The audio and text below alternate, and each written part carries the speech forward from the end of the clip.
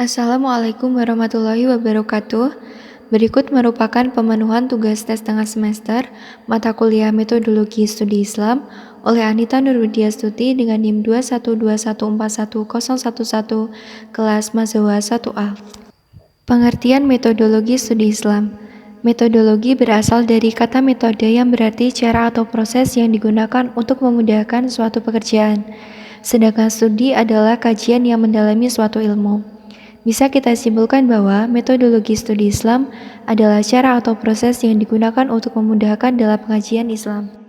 Tujuan studi Islam 1. Untuk mempelajari secara mendalam apa sebenarnya hakikat Islam itu dan bagaimana posisi serta hubungannya dengan agama-agama lain dalam kehidupan budaya manusia.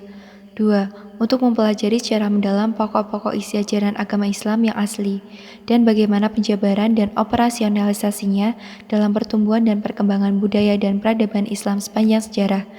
3. Untuk mempelajari secara mendalam sumber dasar ajaran agama Islam yang tetap abadi dan dinamis dan bagaimana akulturasinya sepanjang sejarahnya.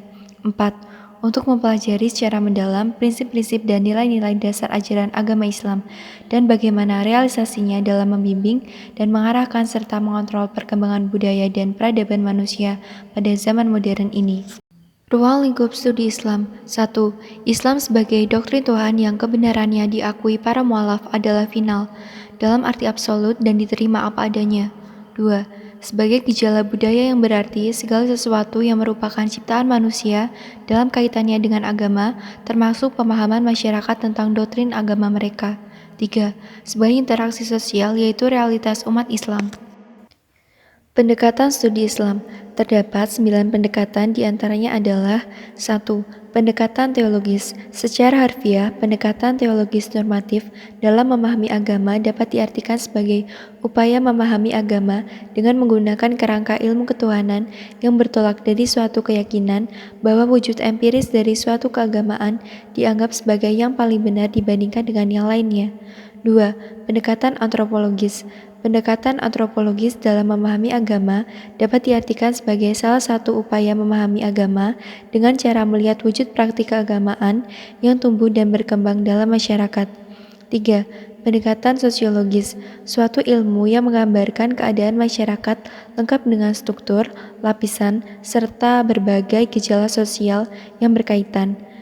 Pentingnya pendekatan sosiologi dalam memahami agama dapat dipahami karena banyak sekali ajaran agama yang berkaitan dengan masalah sosial. 4. Pendekatan filosofis. Pendekatan filosofis adalah melihat suatu permasalahan dari sudut tinjauan filsafat dan berusaha untuk menjawab dan memecahkan permasalahan itu dengan menggunakan metode analisis spekulatif. 5. Pendekatan historis.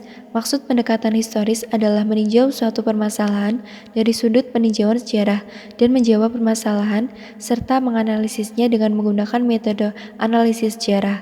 6. Pendekatan kebudayaan. Kebudayaan adalah hasil dari cipta manusia dengan menggunakan dan mengarahkan segenap potensi batin yang dimilikinya. Dengan demikian, kebudayaan tampil sebagai pranata yang secara terus-menerus dipelihara oleh para pembentuknya dan generasi selanjutnya yang diwarisi kebudayaan tersebut. 7. Pendekatan psikologi. Pendekatan psikologi merupakan usaha untuk memperoleh sisi ilmiah dari aspek-aspek batin pengalaman keagamaan. Psikologi atau ilmu jiwa adalah ilmu yang mempelajari jiwa seseorang melalui gejala perilaku yang dapat diamati. 8. Pendekatan doktriner. Pendekatan doktriner atau pendekatan konvensional merupakan bahwa agama Islam sebagai objek studi diyakini sebagai sesuatu yang suci dan merupakan doktrin-doktrin yang berasal dari ilahi yang mempunyai nilai kebenaran, absolut, mutlak, dan universal. 9. Pendekatan normatif. Pendekatan normatif adalah studi Islam yang memandang masalah dari sudut legal formal dan atau normatifnya. Maksud legal formal adalah hubungannya dengan halal dan haram, boleh atau tidak, dan sejenisnya. Metodologi studi Islam. Terdapat 6 metode dalam studi Islam. Di antaranya adalah 1. Metode diakronis, yaitu suatu metode yang mempelajari Islam yang menonjolkan aspek sejarah.